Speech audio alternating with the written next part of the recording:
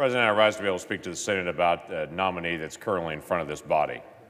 In the next few hours, we should vote on. We just finished a cloture vote to actually start 30 hours of debate, which in the past, we wouldn't have had 30 hours of debate for a district court nominee, especially a district court nominee like this. This would have been something that would have been done by consent. We would have a vote on this individual rather than burning out 30 hours of time on debate on a single individual that just passed a cloture vote 79-18. It's not a controversial nominee. Let me introduce you a little bit to Scott Palk. Scott Palk was actually reported out of the Judiciary Committee June the 15th of this year. He was nominated by President Trump May the 8th. So he's been pending since June the 15th to get a vote on this floor because of the ongoing delays for each nominee as we go through the process. Why do I say Scott Palk is not a controversial nominee? It's not just the fact that he just passed his cloture vote 79-18. Scott Palk, if you remember his name in this body, was also a nominee of President Obama for the Western Court of Oklahoma. He's now a nominee from President Trump as a nominee for the Western District Court of Oklahoma. There may be 5 things total that President Obama and President Trump agree on. Scott Palk is one of those 5.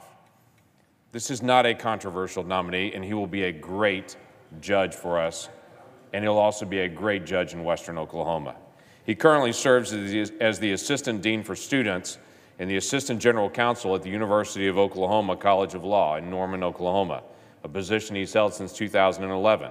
He has the strong support of the president of the University of Oklahoma, who happens to be former Senator David Boren, a Democrat senator from this body, who is now leading the University of Oklahoma and has done that with great excellence for the past 2 decades.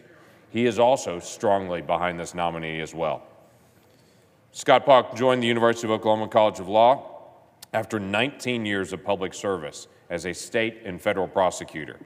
He graduated in 1992 from the OU College of Law, where he began his legal career as a legal intern for the District 21 District Attorney's Office, serving in Cleveland, Garvin, and McLean counties. After graduating and passing the bar, he became an assistant district attorney for Cleveland County, where he prosecuted a variety of crimes and death penalty cases. In 1994, he became the multi-county drug task force coordinator, initiating and directing the district's first wire interception drug investigation, coordinating federal and local resources, culminating in the successful prosecution of a significant multi-county methamphetamine distribution organization. The Association of Oklahoma Narcotics Enforcers awarded him Prosecutor of the Year in 1993. In 1999, he became the first Assistant District Attorney for District 21 and served in a dual prosecutorial and administrative role. In 2002, he joined the United States Attorney's Office in the Western District of Oklahoma, where we're pushing him to be a judge now, as an assistant U.S. attorney prosecuting violent crimes, gangs, and domestic terrorism. In 2004, he became the deputy criminal chief of the U.S. Attorney's Office and served in the additional roles of violent crime, national security coordinator, anti-terrorism advisory council coordinator, and crisis management coordinator. That same year, in 2004, the Oklahoma Gang Investigators Association awarded him Prosecutor of the Year. The Executive Office of the United States Attorney's Office awarded him Director's Award for Superior Performance.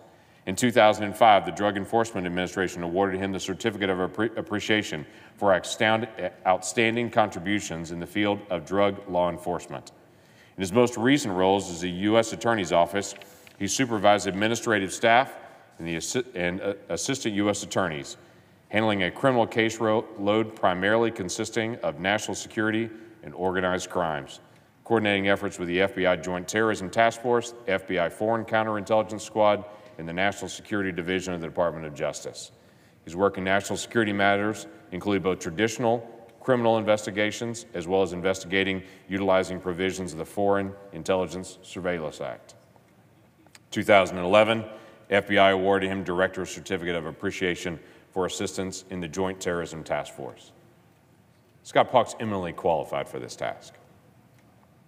He shouldn't be a controversial nominee, and he should already be a judge. We're missing 3 judges in the Western District of Oklahoma. President Trump nominated him on May the 8th, and it's now the end of October. when we can finally get him to the floor to be able to move him. This delay tactic, this stalling tactic that's out there, this resist movement to try to prevent the President of the United States from getting his staff in every agency and to prevent judges from being able to actually go on the bench, is delaying out good people that are not controversial to be able to do the job that is needed in each district. An individual that passed 79-18 on a cloture vote, and I am confident will not consume the next 30 hours of debate about him, that hours now will expire as we sit in silence on the Senate floor, waiting for us to be able to have a final vote, just delays. I've made a proposal to my colleagues. It's not a radical proposal. Quite frankly, it was a proposal in 2013, first proposed by a gentleman named Harry Reid, to be able to move the nominations time periods from 30 hours of just wasted time on the Senate floor to 2 hours. 2 hours for district court, 2 hours for the deputy assistant secretary of whatever agency it may be, having 2 hours of debate. These are individuals that have already gone through committee, already gone through extensive vetting, already moved to the floor, and they most certainly will pass because it's a simple majority to be able to move these individuals based on the change of rules that, at that time, Senator Reid led. So let's also do the same rule on time. Instead of 30 hours of wasted time on the floor when we could do other things for the American people, let's go back to the 2-hour agreement that we had in the past. It was a simple rule of 2 hours for individuals like district courts and other individuals in agencies, 8 hours for higher tier individuals that may be a circuit court and such, 30 hours for cabinet officials. I don't think that's an unreasonable request to be able to make. It's a rule that we've done in the past, and it's a rule that we need to go back to. The American people are frustrated with the block in timing on moving people, especially people with wide bipartisan support. No one understands why someone that President Obama nominated and President Trump nominated has to take up 30 hours of time on the floor on debate when no one will really even debate him. And it's certain what the outcome will be. The American people are expecting us to actually debate and to engage in issues.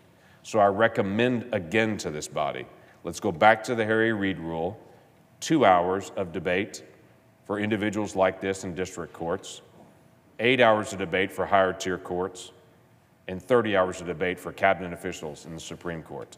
We can do that again. We've done that in the past. And I'd recommend we move back to that, not just for a single congressional body, but a change in rules in the Senate so permanently we're able to be more functional again. For a body that is dysfunctional can be fixed by its own members, moving us to a functional set of rules. That's what I would hope that we would achieve in the days ahead. And I look forward to voting for Scott Palk whenever we finish with a 30-hour clock of time of wasted time to be able to move on a nominee and seeing a wide bipartisan support again for a good nominee. Scott's going to do a great job on the bench. We need him there and to be able to get started. With that, Mr. President, I yield back.